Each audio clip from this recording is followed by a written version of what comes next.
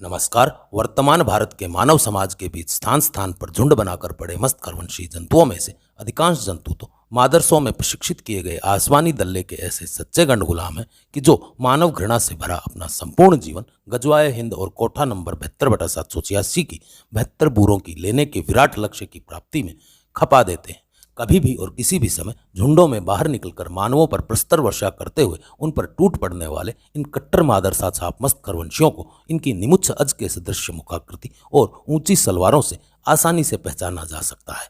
परंतु भारत में पाए जाने वाले मस्त खरवंशी जंतुओं में से कुछ जंतु ऐसे भी हैं जो मस्त खरवंशी जंतुओं की पिछड़ी और अति पिछड़ी प्रजातियों से संबंध रखते हैं। मस्त खरवंश की पिछड़ी प्रजातियों के इन जंतुओं में लूट झूठ हिंसा बलात्कार और कुकर्म करने की क्षमता उच्च प्रजाति के मस्त खरवंशी जंतुओं की तुलना में बहुत ही कम पाई जाती है और ऐसे पिछड़ी प्रजाति वाले मस्त खरवंशी मानवों के बीच रहने के कारण आंशिक रूप से मानवों जैसा व्यवहार करने लगते हैं। भारत में विचरण कर रहे ऐसे ही दो मस्त खरवंशियों के बीच ज्ञानवापी में स्थित महादेव के खंडित स्थान को लेकर चल रही चर्चा आज हम देखेंगे।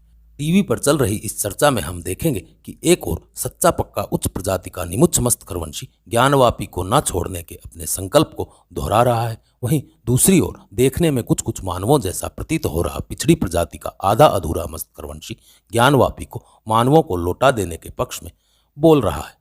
चलिए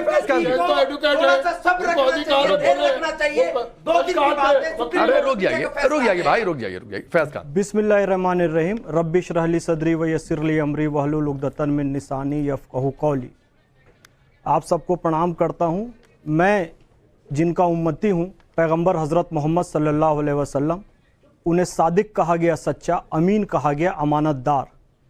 सच्चा और अमानतदार मुसलमान होता है। मेरे नबी ने फरमाया, किसी की ज़मीन पर ज़बरदस्ती कब्ज़ा करके मस्जिदें ना बनाओ, वहाँ नमाज कबूल नहीं होगी। पाकिस्तान के मौलाना तारिक जमील भी इस बात को बोल चुके हैं। मेरी के मोहम्मद साहब से भी बात हुई है, वो भी इस बात को कह चुके हैं। तमाम इस बात के प्रमाण हैं कि कब्ज़ा करके मंदिर को तोड़कर वो मस्जिद बनाई गई है। अरे रुक जाइए, बोलने दीजिए ना। तो साहब इतना मत बेचैन होइए। जिसका जो हक है अगर वो दे देना, बोल रहे हैं तो उनको बोलने दीजिए। जिसका जो हक है, जिसका जो एकदम जिसका जो हक है उसे दे देना, यही सच्चा इस्लाम है। हमें अपनी जिद को जिताना है या इस्लाम को जिताना है। आपको क्या लगता है फैज भाई? मुझे स्पष्ट मैं ये कहता हूं, ज्ञानवापी विशुद्ध संस्कृत शब्द है। ज्ञान कुंड जिसका अर्थ होता है, पूरी दुनिया में एक भी संस्कृत नाम की मस्जिद नहीं है सिवाय इसके, क्योंकि ये मंदिर है। वो जामा मस्जिद है। मैं आपको बता रहा हूं, ज्ञानवापी मस्जिद उसका नाम है। ज्ञानवापी उसका नाम है, संस्कृत शब्द है। हम लोग नहीं रहेंगे। और जहां तक बड़े दिल की बात है, अकेले आपको बोलने के लिए नहीं बुलाया फैज खान। राकेश पांडे भैया, बड़े दिल की बात हो रही है ना। सऊदी से ज्यादा मुसलमान और सऊदी से ज्यादा मस्जिद भारत में है। इतना बड़ा दिल हिंदुओं का है। सब कुछ आपको दे दिया, 3 आप मंदिर उनके नहीं दे सकते। मैं एक जिम्मेदार मुसलमान होने के नाते कहता हूं और नबी की सुन्नतों के हिसाब से कहता हूं, जिसका जो हक है उसे दे दो। अयोध्या का कोर्ट का केस लड़कर लेना पड़ा, मालूम नहीं है। दुख की बात है। मैं कहता हूं कि आप उन्हें काशी विश्वनाथ भी दे दीजिए और केशव राय मंदिर भी दे दीजिए। मथुरा का 3 मंदिर हिंदू भाई को दे दिए जाएं, क्योंकि सऊदी से ज्यादा मस्जिद भारत में है। बताए हुए रास्ते पर चल के हमने ये मस्जिद तामीर की है। आप कहते क्या देंगे? झूठ मत बोलो, क्या बात करते हो? नबी का फरमान है कि मंदिरों को तोड़ दो।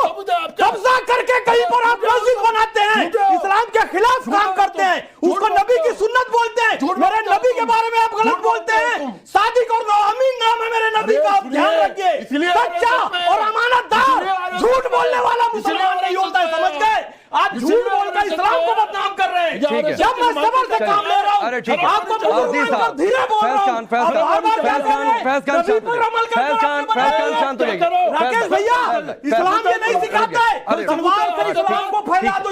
ठीक है, कुरान में ऐसा कोई पैगाम नहीं है। ठीक, शांत हो जाइए। अजीज साहब शांत हो जाइए, शांत हो जाइए भाई, शांत हो जाइए। विष्णु जैन जी, अरे रुक जाइए बहुत धैर्य से कह रहा हूं। विष्णु जैन जी, आसमानी खुदाई की किताब और नीच मस्तखर में विश्वास रखते हुए भी मानवों की तरह बातें करने वाला आधा अधूरा मस्तखरवंशी मानवों के लिए एक कट्टर मस्तखरवंशी से भी कहीं अधिक घातक सिद्ध हो सकता है, क्योंकि प्रकृति के अकाट्य नियमों के अनुसार एक ही जीव एक ही समय में मानव और मस्तखरवंशी दोनों एक साथ नहीं हो सकता। अर्थात कह सकते हैं कि मस्तखरवंशी है तो मानव नहीं और मानव है तो मस्तखरवंशी नहीं।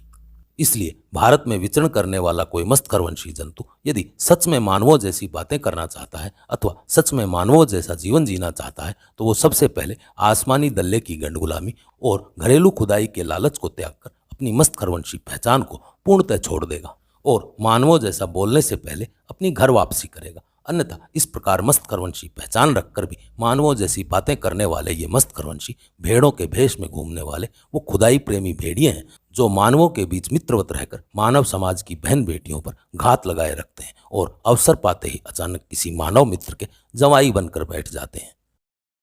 जहां तक प्रश्न है ज्ञानवापी का, तो न्यायालयों में बार बार गिड़गिड़ा रहे मानव समाज पर कभी न कभी तो न्यायालय दया कर ही दे। अब मानव समाज को न्यायालय में याचना कर भिक्षा स्वरूप मिला देवस्थान चाहिए या अपने पुरुषार्थ के बल पर मुक्त करवाया गया देवस्थान चाहिए, यह निर्णय तो मानव समाज की सामूहिक चेतना को ही करना है। इस विषय पर आप भी अपने मानवीय विचार संदेश पट्टिका पर अवश्य प्रेषित करें।